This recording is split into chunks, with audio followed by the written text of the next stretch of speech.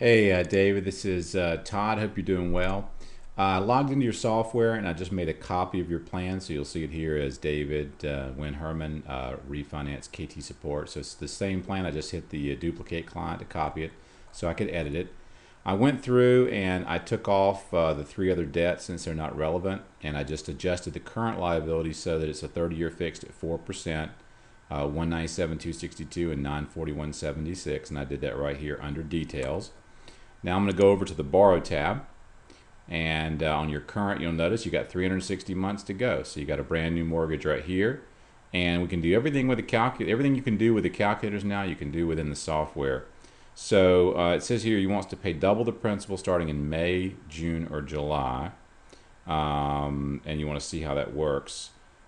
So here's what we would do. I would just go through and I would shrink up these two here and just call this one extra 941.76, right? That's what you're going to call that particular one. So everything here is going to be the same, right? We got a, I'm just going to make this 197,262, 7,262, 4%, 30-year fixed. Let's see, 1670.96. Does that seem right? I don't know why I was thinking that payment was. You've got a payment. He wants to pay double the principal of 941.76. Oh, sorry. This was the MI and the extra stuff. I didn't know what that was for. So anyway, so we're matched up here, right? So I've got my current liabilities and my scenario here. So I'm not going to have any closing costs, right? Because he's already closed. So I'm just going to use this as for a side-by-side comparison. So the cash to close is irrelevant, so I can just shrink that up. So it's just a nice little case study. We can get rid of that. The payment difference here, these payments are going to be the same. They're exactly the same either way. So technically, I could shrink that up. So now I'm down to what really matters here. I've got my current, and I'm comparing it to another mortgage. And what I want to do is go in, I want to put in an extra 941.76. So I click Add New Payment, 941.76, and I'm going to have that be monthly. And you said you want to start that in May, June, or July. So first payment for month one is say 4/1.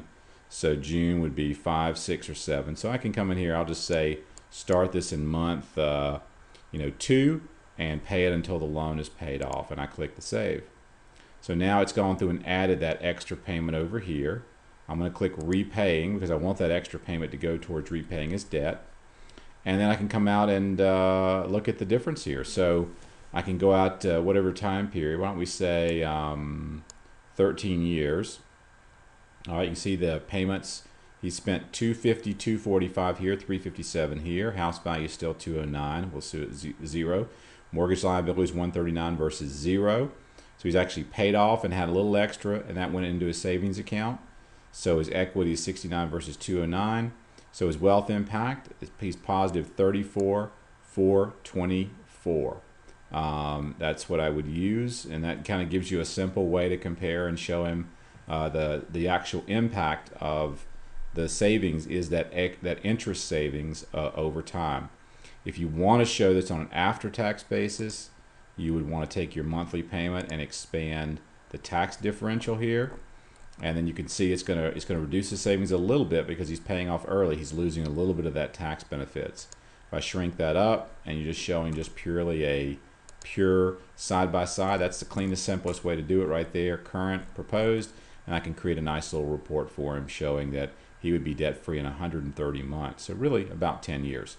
So I hope that helps. It's in here now if you want to look at it in your plans, and let us know if you have any other questions.